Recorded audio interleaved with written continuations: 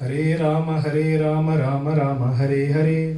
Hare Krishna, Krishna Krishna, Hare Hare. Hare Rama, Rama Rama, Hare Hare. Hare Krishna, Krishna Krishna, Hare Hare. Hare Rama, Rama Rama, Hare Hare. Hare Krishna, Krishna Krishna, Hare Hare. Gopika Jeevan Smaranam Govinda, Govinda. Sadgurunath Maharaj ki Jai. Shuklam Bharadram Vishnum Shashivarnam Chaturbhujam Prasannavadhanam Dhyaye Sarva Vignopashante Prahlad Narada Parashara Pundalika Vyasambharisha Shuka Shaunaka Bhishma Dalbyan Rukman Gadarjuna Vasishta Vibhishanadi Punyaninam Parama Bhagavatan Smarami Kalaye Sundaragaram Sadika Priya Darshanam Ajnananashakam Devam Sadgurum Muralidharam Murali Mandita Karakamalam Munijana Mohanam Vyatyastapadam Vanamala Dharinam प्रेम भक्त मंडल नित्य कीर्तितम श्री प्रेमिक वरदम आश्रयेहम जन्मादसो यतोऽन्वयादितरतश्चातेषु विघ्नस्वराट् तेने ब्रह्महृदायादि कवये मुह्यन्ति यस्सूरयः तेजो वारिमृतां यथा विनिमयो यत्र त्रिसर्गो मृषां धाम्ना स्वेन सदा निरस्तकुहकं सत्यं परं धीमहि धर्मप्रोदितकैतवत्र परमो निर्मत्सराणां सदा वेद्यं वास्तवमस्तु शिवदं तापत्रयोन्मूलनं श्रीमद्भागवते महामुनिकृते किं वा परहीश्वरः सद्योरुद्यवरुध्यते अतकृतिभिः शुश्रूषुभिः तक्षण निगमकल्पतरोर्गलितं फलं सुखमुखादमृतद्रवसंयुतं पिबत भागवतं रसमालयं मुहुरहो रसिकाः भुवि भावुकाः यं प्रव्रजन्तमनुपेतमपेतकृत्वं द्वैपायनो विरहकातर आजुहाव पुत्रेति तन्मयतया सर्वविघ्नेदुः तं सर्वभूतं हृदयं मुनिमानतोऽस्मि यस्वानुभावमखिलश्रुतिसारमेकम् आध्यात्मदीपमतिथि सतां तमोऽन्धं संसारिणा करुणयाः पुराणगुह्यं तं व्याससूनम् उपयामि गुरुं मुनीनां नारायणं नमस्कृत्य नरं चैव नरोत्तमं देवीं सरस्वतीं व्यासं ततो जयमुदीरयेत् कृष्णाय वासुदेवाय देवकीनन्दनाय च नन्दगोपकुमाराय गोविन्दाय नमो नमः कृष्णाय वासुदेवाय हरये परमात्मने प्रणतक्लेशनाशाय गोविन्दाय नमो नमः नाम संकीर्तनं यस्य सर्वपापप्रणाशनं प्रणामदुःखशमनः तं नमामि हरिं परं बुद्धिर्बलं यशोधैर्यं निर्भयत्वम् अरोगता अजाड्यं वाक्पटुत्वं च हनुमत्स्मरणात् भवेत् श्रीहरये नमः श्रीहरये नमः श्रीहरये नमः गोपिका जीवन स्मरणं गोविंदा गोविंदा सद्गुरुनाथ महाराज की जय Radhe Radhe By the benign grace of our Guruji, His Holiness Maharanam Shri Shri Murlidhar Swamiji, and by the blessings of our divine couple, Madhuri Sakhi Sameda Shri Premika Vardhan Thakurji, today we will continue our journey on Srimad Bhagavatam. So far, we have seen on the first lecture on Bhagavata Mahatmya. Aarti ji very beautifully expounded on the importance of Bhagavatam, how it is related to this yoga, and how it is a marga of moksha. Second day, we saw a lecture given by our Balaji Gautam ji, starting from the canto 1 to beautifully narrating all the way towards the Daksha Yagyam. Third day what we saw was the first time a bhakta was introduced. Soumya ji spoke upon Dhruva Charitram, how a bhakta, a young bhakta of 5 years old, was able to have a darshan of Bhagwan by the grace of his Guru Sri Narada Muni. Today, continuing on the same trend, we will be looking at the another bhakta called as Jada Bharata. On many accounts, Jada Bharata's Charitram is very unique. It gives us lot of information of how the whole samsara works. It tells us that even though we give up this body, this is not the end. It tells us what is the last thought you have is what is going to be the first instance that will happen when you go to the next janma. It gives us the importance of the role a guru plays. Now Jada Bharata is a very divine entity, a very divine personification. He comes from a very good lineage also. His forefathers were the kings. His grandfather was King Nabhi. Nabhi was an extraordinary king, a great king that he was very extolled by his praja. All his prajas were very happy with him. He used to perform or execute his duties at the very highest level of perfection. Anything that he used to do for the hita of the praja. But he had one small tinge in his life that was missing. That who will take care of the praja once I leave? Because he had no children. So he was discussing this with his wife Meru Devi, and they thought maybe if we do a yagyam, if we do a sacrifice to please the Lord Bhagavan, Vishnu himself, he will grant us a boon. So he assembled a people of all rishis, munis, and ritviks, and have an open discussion with them. They all suggest that we should have a yagyam to please the Bhagavan himself, a sacrificial penance. So they arrange everything. The yagyam starts, and as the yagyam is going on, Maharaja Nabi is particularly looking after and ensuring that everything is happening perfectly. There is no slack, nothing is left behind, everything is happening as per schedule. As the culmination is approaching, Bhagavan himself appears. The beautiful vivid description that we saw is how Bhagavan appears. He is beautiful, radiant, vibrant yellow clothes is what he is wearing. A beautiful smile on his face, and he appears in front of everybody.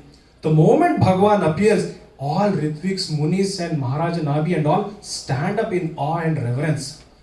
The Ritviks start singing glories of Bhagavan, saying that how beautiful and unique Bhagavan is. They extol his personification, telling how Kalyana Murti he really is.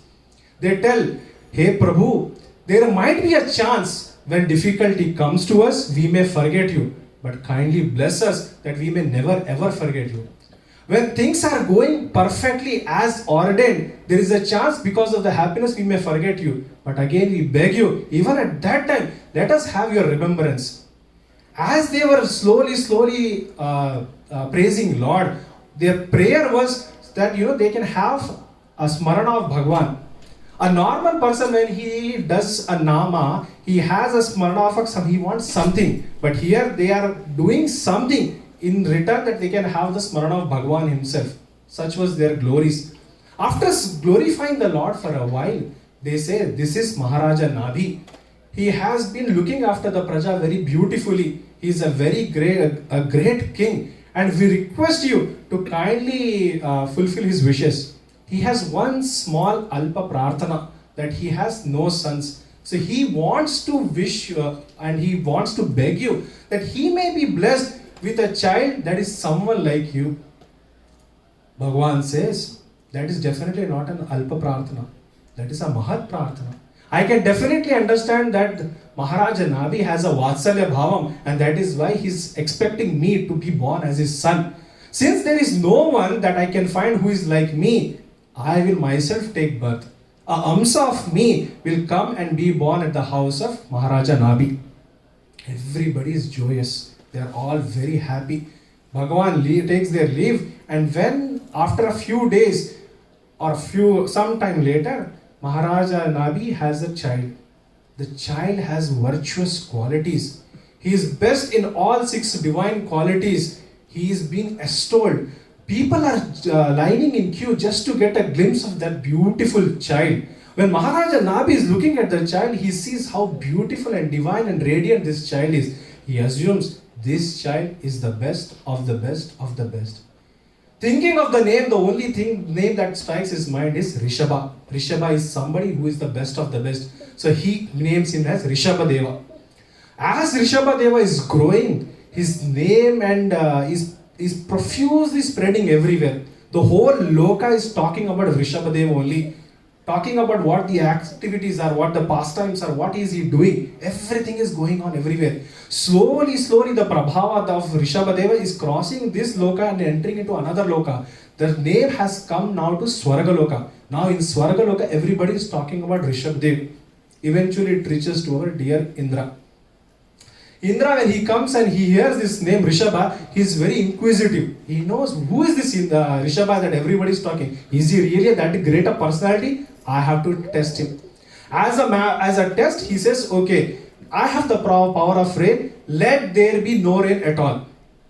Now the news of this Sankalpa has reached everywhere. Everybody is wondering why, what to do. When it comes and reaches the ears of Maharaj Nabi, and when he was discussing, our Rishabhadev casually smiles at the sky, and therefore there and there we have a huge profound rainfall happening everywhere. Indra realizes his mistake. He thinks this is not a smart thing. He begs for his forgiveness and leaves. Maharaja Nabi realizes this child is divine, he is growing up quickly, it's about time for me to give up the kingdom. Entrusting the kingdom to Maharaja Nabi, he along with his wife Meru Devi leave for Badrika Ashram. In Badrika Ashram, Maharaja Nabi is fully in dhyana. Only thing that he meditates day and night is our Nara Narayana Rishi. Eventually, doing meditation, he will eventually leave his body and attain Vaikunta. Now our Rishabh Dev is slowly growing. The councils of ministers decide that it's about time that they send Rishabh Dev to Gurukul. So they enroll Rishabh Dev in Gurukul. Gurukul, he finishes all studies, comes back, and when he comes back, he is enthroned and coronated as the king of the world. After the coronation, the Indradeva himself comes and gives a daughter called as Indrayani. So after the marriage happens, Rishabh Dev is now blessed with 100 children. 100 unique divine children. Of the 100, there were 9 Navayogis. 81 of them were following perfectly Karma Yoga. And 10 of them are Bhagavata Uttama. They are following Bhagavatam as is. After having these children, once Rishabhadev plans and thinks that he has to go for a yatra. As he is traveling in the yatra, he comes across a sabha. He sits in the sabha. After he is seated in the sabha with the due respects and all the 100 children assemble in front of him, take their seat and sitting. Here is the great instructions that Rishabhadeva is going to pass to all these kids. The eldest of these kids were our Jada Bharata, the topic of today's discussion. So Jada Bharata is now sitting in front of Rishabhadev, engrossed in what Rishabhadev is saying. Rishabhadev first starts saying that, how important is this human life, the whole purpose of human life, and how to perform Karma Yoga. As a duty, as a king of the Praja, he has not only duty to himself, his family, but the entire kingdom itself. Now when he is discussing, he also tells who is Hita, who is the one who really gives a good advice. He says that anybody who is saying you not to do something for Bhagavan, for Krishna, whether it be a mother, father or guru, you can disregard it. As per our Samanya Dharma, we say Matru Devo Bhava, Pitru Devo Bhava, Acharya Devo Bhava and Atiti Devo Bhava. These are the rules and injunctions that we follow. But when it comes to Bhagavata Dharma, it adds an asterisk as a clause to it saying that you do this only if it leads to Krishna. Giving an example on this, we look at another Charitra in Bhagavatam itself, which is Prahlad Maharaj. Prahlad Maharaj was a Bhakta Shiromani. He is the most obedient child you can see or think of. He will listen, do everything as you want. Yet, when his father said, don't do Narayana Smarana, he rejected it. His father said, if you don't do, I am going to punish. He was ready for the punishment. Father said, drink poison, drank poison. He said, go and sit in the fire pit, sat in fire pit. Sit in front of all snakes, sat in front of snakes. Jump from the mountain, he did that. Everything his father said, he did. What he didn't do was forget Narayana. That he will never do. Another example we see recently was from the Mirabai Charitram. Mirabai comes from a place called as Rajaputa. Her husband, so in Rajaputa, they worship Pati as Parmeshwar. Husband is like Bhagavan. They will do all acharam as if they are doing for Bhagavan. But when Rana, he says, Mirabai, don't do Smarana of Krishna, she's flat out rejected. For as a punishment, he said, voluntarily drink this poison, she drank. He said, if you don't stop it, I'll imprison you. She happily went and imprisoned herself. No problem at all. So, when all this happening, Rishabhadeva is saying, when it comes to Bhagavan, you have to follow only the instructions that are favorable for Bhagavan. Else you don't simply disregard. These instructions Jada Bharata will consume very diligently. And as it so happens, Maharaja Rishabdev says that he is going to retire into forest. He will enthrone our Jada Bharata as the king, and he will establish him as the new king of the kingdom. After doing so, Rishabha Maharaj will next lead his life, the next phase of his life as an Avaduta. He will be a Digambara, wandering from one place to another place. Our Hinduism has a cousin religion, which is Jainism. And of this Jainism, Rishabhadev is one of the founding fathers. So now our Jada Bharata, he is now coronated as the king of the world. He is leading his life nicely, and he is now entrusted with the kingdom for the next 10 million years, 1 crore years. That's the span of his Rajyam that he is going to lead for. Now, in his kingdom, he ensured that there was no person that is unhappy. He made sure that everybody is happy, everybody is taken care of, everybody is satisfied. For this, he used to do very frequently yagyam. So when he used to do yagyam, he used to only have smarana of Krishna. He used to think of Krishna alone. So when the Brahmana says do an ahuti, he used to do ahuti thinking of Krishna alone. When they say do an ahuti to Indra, he used to say, who is Indra?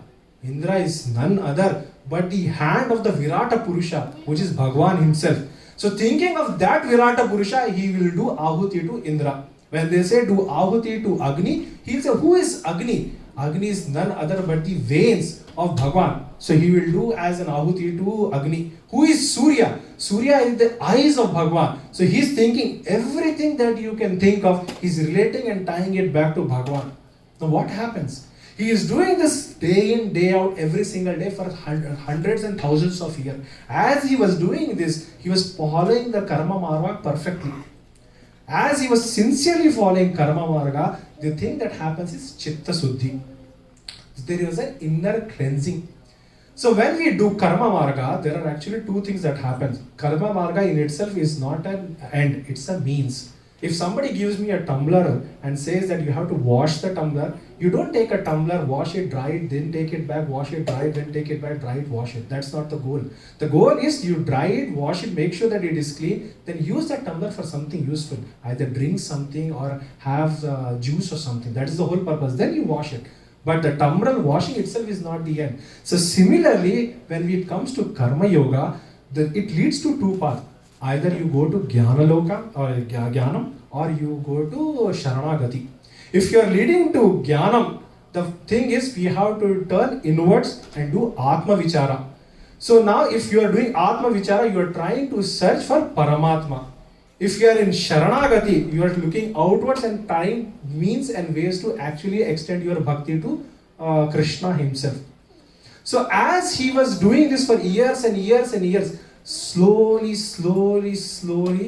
Krishna Bhakti was starting to build inside him. He was very getting deep into Bhakti. Slowly aversion towards his kingdom started. Now he is thinking of how to do Krishna Bhakti more and more and more. He was thinking of ways how to get out of this kingdom, take Vairagyam and move out of the kingdom and entrusting entire kingdom to his kids. That was his becoming goal. As time came close by, he decided it's about time that I retire. He had 9 sons. He called all the 9 sons and he gave the Navadvipa to them. Entrusting Navadvipa to them, he said it's time for me to start and take Vairagya. So he started walking towards forest. As he was walking, he came across a beautiful ashramam. It's called as Kulatsya Ashramam. It's located on the bank of Kantaki River in Nepal at the foothills of Himalaya. It's a serene forest, very beautiful forest with lot of wild animals, beautiful trees. A beautiful river is flowing across, and he used to go there, build a hut, and every day morning he used to wake. He used to do his morning ablutions and then take snanam, and now he is performing puja. He had some saligramam in front of him, and the way he used to do his upasana is amazing. He used to bring couple of tulsi dala in his hand, put in front of saligrama, and he used to offer. By the time he opened the hands, all the tulsi that was fresh will become dry as if accepted by Bhagwan himself. He was following this for years and years and years. When he goes to Samadhi, he can go to Samadhi for straight 4-5 years or 4-5 days without even getting out of it. Such was his nishtha when he does. Now seeing his all process in the ashramam, now he is from Raja, he became Raja Rishi. He was Raja Rishi. As a Raja became a Rishi, so also he was, because of the king of Rishis, he was a Raja Rishi. His name was spreading everywhere. He will go to dhyana, think and meditate and only do Bhagavan, Bhagavan, Bhagavan. That's all. Krishna Dhyan, that's all he was doing. One day when he was in deep dhyana, he heard a big roar of a lion. Wondering where the lion roar is coming, he opened his eyes and he sees that a small deer child or baby deer fawn was floating down the river. He ran towards the deer, lifted it up and brought it aside. Now he was thinking, and since he was a Raja Rishi, he can understand what would have happened. He realized that there was a pregnant deer that was going around. That pregnant deer heard a huge roar of a lion. It delivered a child. The child fell in the water and now came floating to him. The deer ran inside the cave and died there. So now thinking of this child, or the fawn, our Jada Bharata was wondering, what should I do with this? So he said, I never asked for a child. I have been interested with the child. This is maybe a Krishna Sankalpam. Maybe Krishna wanted me to take care of this. Being a Rishi, the first natural thing that they have is compassion. Compassion is very natural. When they see any other living entity in trouble, they are the first one to react. So looking at this fawn, the baby fawn, he was very, very, very attracted to it. That's how it is, right? Whether it be a small kid or a child or a puppy or a cat or a dog, anything that is small will like this attract us. So now he saw that, and that deer, when it opened its eyes, all it saw was Jada Bharata. For the deer, there was no other but Jada Bharata. So it was considering Jada Bharata none other than her mother, father.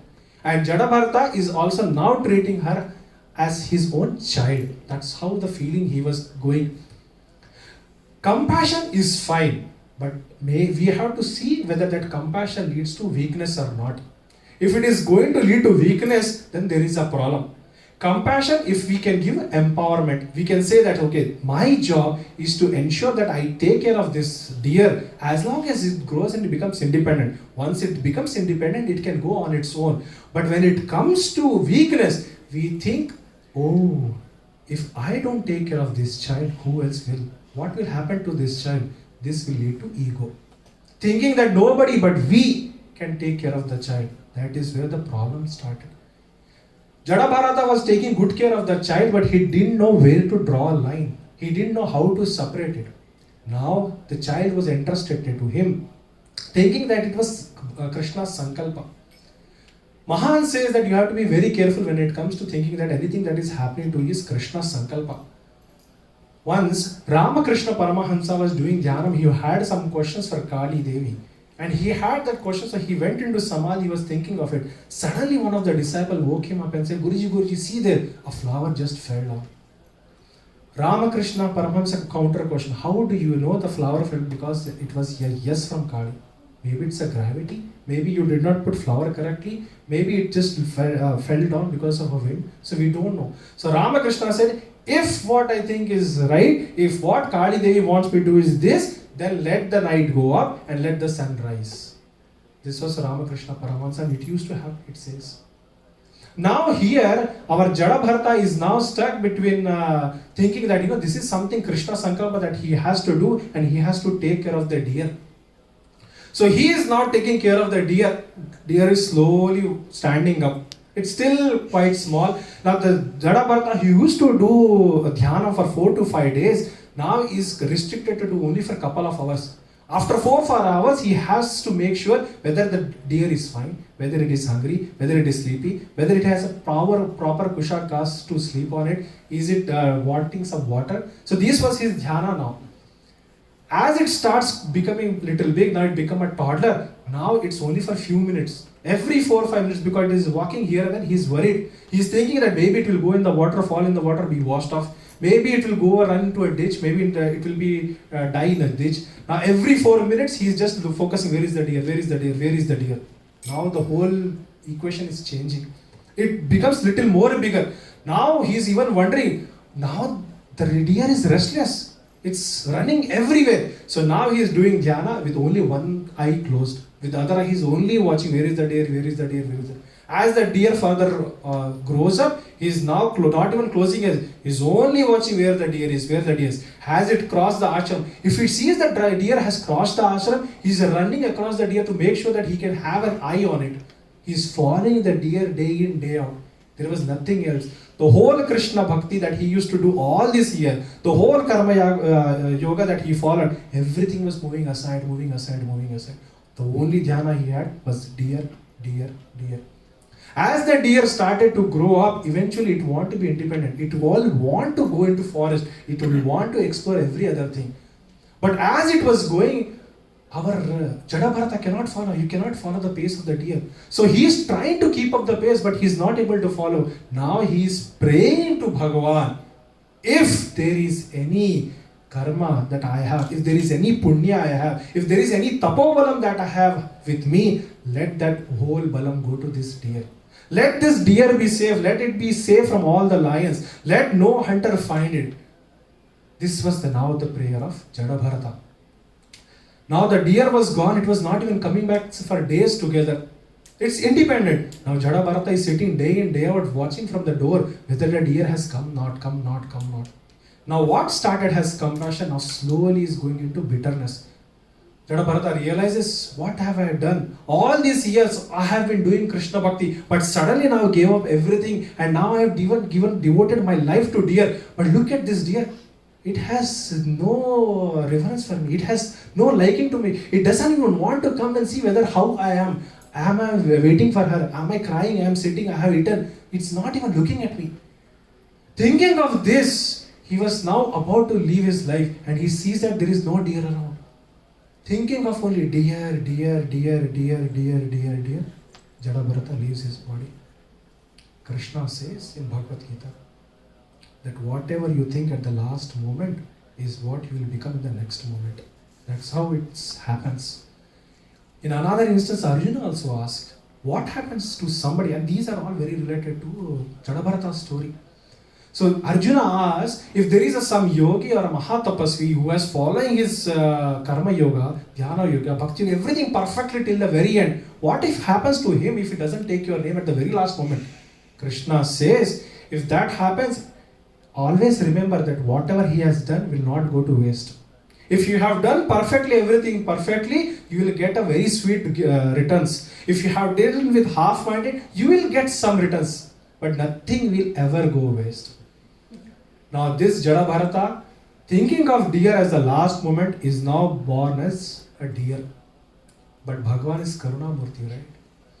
For all of us, nobody can say that they remember what happened in their previous life. Nothing that we remember that we can say, okay, this is what happened in my previous life. And it is like a Karuna, actually, right? If somebody didn't serve me properly last year, Janmashtami, I will remember that person forever. And whenever I see the dish, I will remember that person. That's for sure. Now, if you can remember one instance, one person happened something 1 year ago, all those jarmas that we have passed, all those people that have been bad to us, you will remember every single instance. This guy did this. Oh, I remember that guy did something. These are all the memories that we will carry with us. So wiping them all clean, giving us a clean slate is actually Anugraham Bhagwan.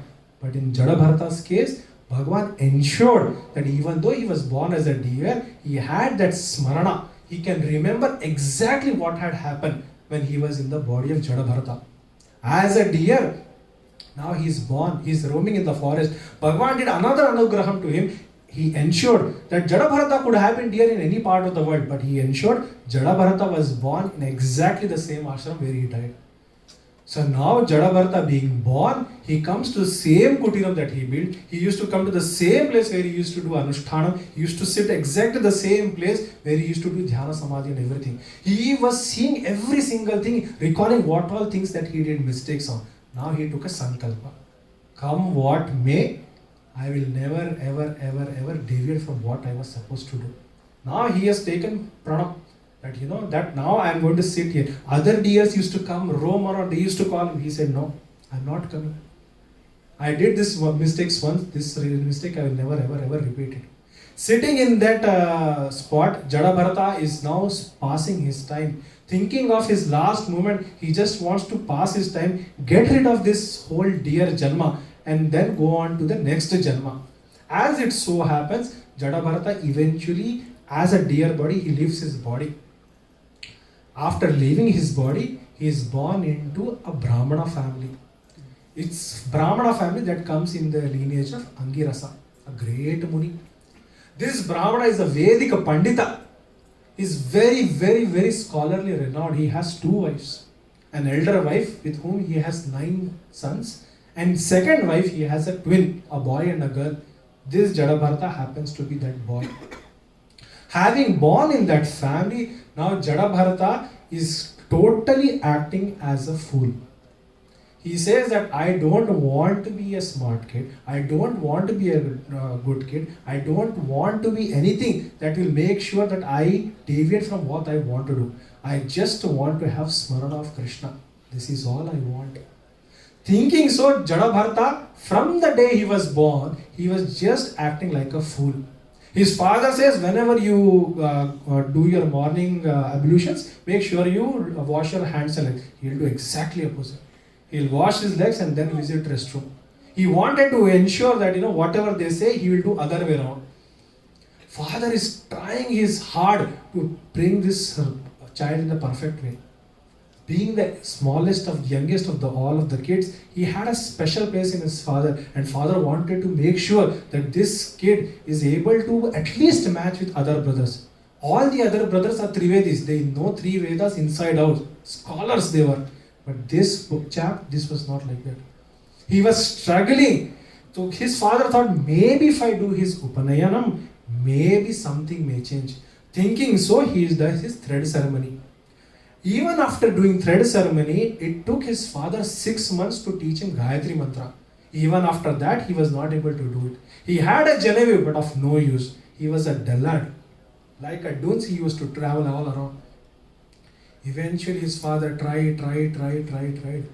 In his frustration, he couldn't do anything. Time came and the father passed away. He left his body only in bitterness, thinking of that he couldn't do much for his son.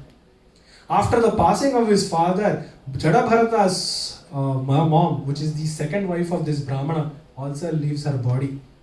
Now he and his sister are interested in the care of his stepmother along with the 9 brothers. And 9 brothers ensure that they show him how to make a fool of him. That's what they're doing. They see that this is the guy is a fool. So they ensure to give as much trouble as possible. They will entrust him with a piece of land which is worthless, nothing grows there. They will ask him grow some crops there. Jada Bharata has no idea what to grow, how to grow, where to grow. He used to spread something here and there. Some will grow here, some will grow there. Nothing will come consistently out, and then they will make that as a use. And they will scold him left, right and center. It doesn't stop even with them. They used to, their wives, the brothers' wives also had taken a chance, and they used to say something bad to him. They used to make sure that what he eats is all junk. So the feed that is left by the cows, discarded by the cow, which has worms in it, those were the feed that they used to take and give it to Jada Bharata. And Jada Bharata, he wanted to ensure that, this is not affected to him. He eating only for one reason, for the sustenance of the body. He is not eating to give any satisfaction to either mind, tongue or stomach. That was never his goal. So whatever they gave him to eat, he will used to remove it. Someday they didn't even give him anything. He is supposed to go and ask Bhiksha. Whatever he got, he used to eat it. Jada Bharata, he is a very, very, very supreme personality. In that way, he had a very high yogic power. His bodily strength was amazing. He was stout. There is no correlation between what he used to eat and how his body was structured. He was very, very strong. His brothers used to ensure that this guy has to suffer. So they made him watch the field every single night. Jada Bharata alone roaming in the night, he has to make sure that no wild animal, deer, cows or anything come grazing into the farmland, destroying everything. So that was his duty every single night. See, Mahatmas are very different, right? We look at the Mahatmas, there is no way we can say who the Mahatma is, how the Mahatma is. Looking around, all people around them, you can tell, okay, this person may be special. But if you review everything, you have that Mahatma is sitting in front of you, there is no way for us to tell. Guruji says, when we go in front of him, looking at us, they can tell in what state of life we are. Pretty much we have a report card sitting in front of us. They can tell, looking from the black aura, okay, this guy has Tamagunam. Has a red aura, okay, this guy has a passion. He has Rajogunam. Has a white, then it indicates he has Sattva Gunam. And if he has a golden hue, then definitely this is a spiritually advanced. Unfortunately, none of us can do so.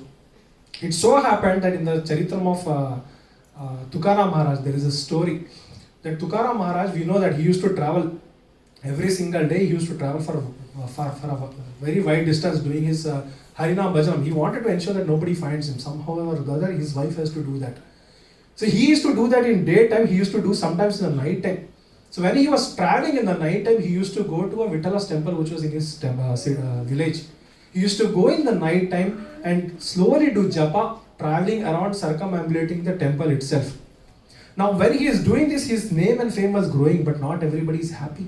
There will be some elements who is always jealous of you, who wants to think something bad should happen to you. So now when Tukaram Maharaj is doing, one day a leader thought, okay, people are thinking that Tukaram Maharaj is a great bhakta. I am going to prove, come what may, that he is not so. He has no compassion, nothing, and I am going to prove them. He is a dhongi, he is a fake sadhu. So when in the pitch dark night, Tukaram Maharaj is slowly doing circumambulating, this guy will come and hide in the bushes. He will pick all thorns and he will place all the thorns exactly the place where Tukaram Maharaj is going to walk. Tukaram Maharaj comes, he steps on the thorn, they pierce his legs, blood starts oozing out. He realizes there are thorns, he will remove all thorns, throw it aside. He will ensure that the whole premises is clean so that it doesn't bring any other person. And now he is continuing with his circumambulation. As he is doing, this person is watching, he said, okay, let me see, let him get little relaxed. I'll place another set of thorns. So now when Tukaram Maharaj has gone a little further, he'll come, another set is laid out for him. Tukaram Maharaj has no idea. He's again in the pitch dark, he'll step on it, again another new set of thorns are going inside. He's again removing all of them and then going for another, continuing with his circumambulation. This happens not once, twice, 3 times. It happens for 21 times. So much so, now this person is running out of thorns. He looks around, there are no thorns left around. And yet he can see that Tukaram Maharaj is doing circumambulation. He can see that the whole blood-stained footprints are all around the premises of the temple. Thinking what kind of anyayam, what kind of apacharam he has done. He stands up, comes running to Tukaram Maharaj, grabs his feet and begs for his forgiveness. Tukaram Maharaj never thought that this is somebody's planned activity. He just lifts up innocently, asks, what are you doing in this dead of a night? It's very late for you, goes home. This Maharaj says, no Maharaj, you don't understand the apacharam I have done. All this that has happened is my doing. Because of me only everything has happened. Tukaram Maharaj says, no, don't feel bad. You are like a guru to me. This guy is stunned. You say, Maharaj, how can you think me to be a guru? Tukaram Maharaj says, for me, everybody is a guru. Some teach me what to do. Others teach me what not to do. But in one way or the other, everybody is guru to me. Such are Mahatmas. So these 9 brothers, they are giving hard time to our Jada Bharata. But Jada Bharata is never taking any offense from them. He is just smiling. He is just equilibrium. He is just thinking, I don't want to get involved in one way or the other. I just want to do my Krishna Smarana. Now every night he used to sleep or stand guard under a tree outside his house. It so happened that there were the few Kapalikas who used to stay there. These Kapalikas are very ferocious people. They want to serve Kali, but in a very ferocious form. So the way they want to do is they had a leader who wanted to have a son. He thought, for me to have a son, I have to give a life.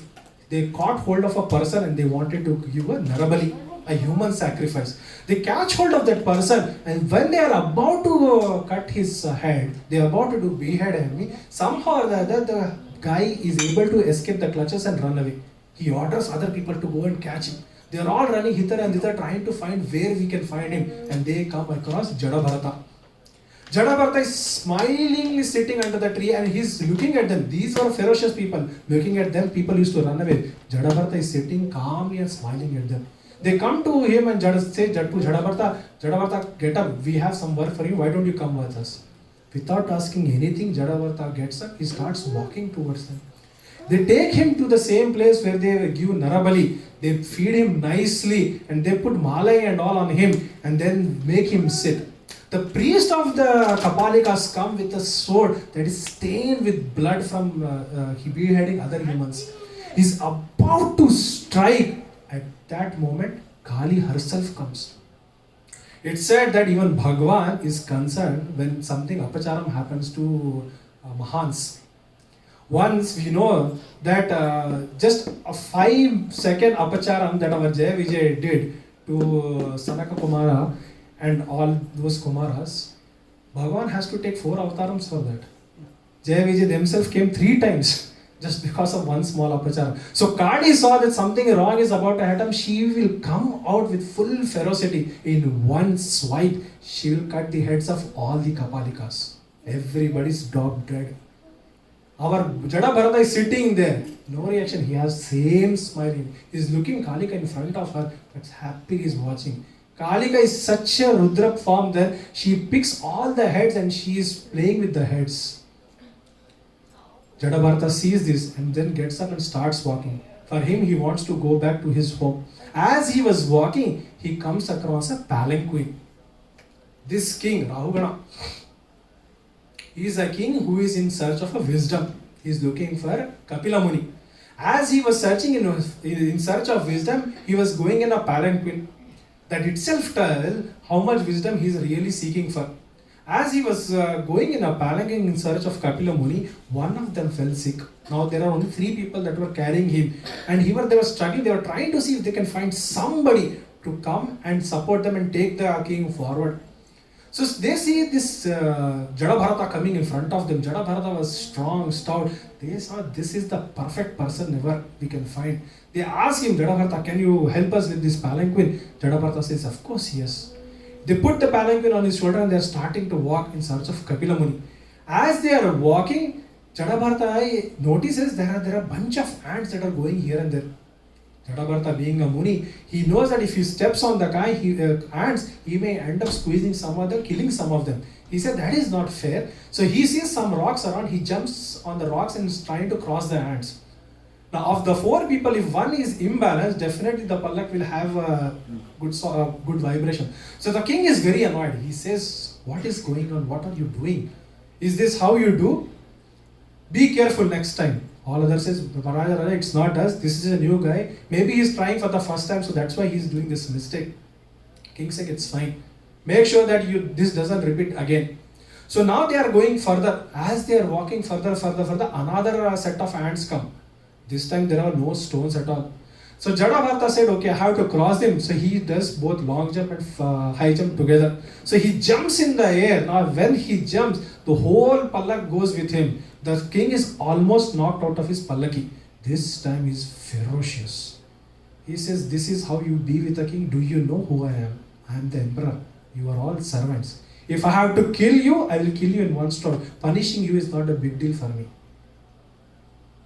Saying so, king is very, very angry. Jada Bharata, who has seen lot of things happening in front of him. His brothers has humiliated him all the time. He was almost about to be decapitated by Kapalikas. He was beheaded about by them. But not once did Jada Bharata open his mouth and said anything. But for the first time, Jada Bharata is going to say something to Rahugana. Mahans say that there is a reason why Jada Bharata is now speaking and why he didn't speak till now. Till now, the reason he never spoke to any of them because he didn't want to get into any entanglement, in any argument. He wanted to stay aloof. But now, Rahugana is special. He is the same Rahugana who Jada Bharata adopted as a deer. At that time, Jada Bharata said that I want to give all my tapobalam, any punya that I have written, everything that I have, I want to give to this deer. Let the deer be safe, let it prosper. That deer in the next gen become Rahugana. And the same Rahugana is now in the Pallaki, lifted by his, now to be the Guru. So now Jada Bharata looks back, he says, you think that I am a madman and you want to punish a madman. How is that even fair? If you have a dead horse in a chariot, what is the help of beating the dead horse? Will it carry or pull your chariot? That never happens. You think that you are a king and I am your servant, but this is just this janma, na? Were you a king before this janma? Will you be king after this janma? What is the chances that I may be king next life and you are my servant? How will that fail? Now when these questions are coming out of Jada Bharata, Rahugana realized somebody who is speaking is not an ordinary person. He gets down from his palanquin, he looks at Jada Bharata. Jada Bharata is very dirty. His janev is totally in dust. Only his eyes were properly visible and he says, this is the eyes of a Mahatma. Only who has Atma Sakshatkara can speak in the way that you are speaking. Definitely you are a Kapila Muni. You are a jewel which is covered with dust. Nobody is able to recognize you. Who are you? Can you tell me? Now here, our Jada Bharata is going to instruct our Rahugana.